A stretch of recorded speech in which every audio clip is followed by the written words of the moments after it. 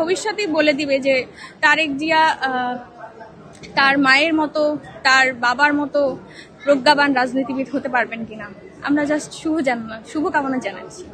যেহেতু দীর্ঘ 17 বছর তিনি ক্ষমতায় ছিলেন না, আমি তখন ক্লাস 5-6-এ পড়তাম, ছোট ছিলাম। তারপরেও তাকে তার টিভিতে কিংবা সংবাদপত্রে তার বিভিন্ন ফুটেজ কিংবা পত্রিকার সংবাদ থেকে আমি যেটা অনুভব করেছি, তিনি নারীর ক্ষমতায়নে অগ্রযাত্রায় অনন্য ভূমিকা পালন করেছেন।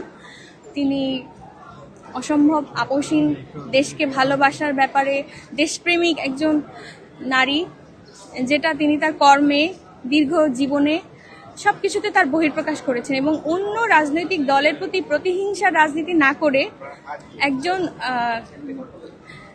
বিনয়ী একজন রাজনীতিবিদ হিসেবে নিজেকে স্বীকৃতি দিয়ে গেছেন। আজ সম্পর্কে ভবিষ্যতেই বলে দিবে যে তারেক জিয়া তার মায়ের মতো, তার বাবার মতো প্রজ্ঞাবান রাজনীতিবিদ হতে পারবেন কিনা।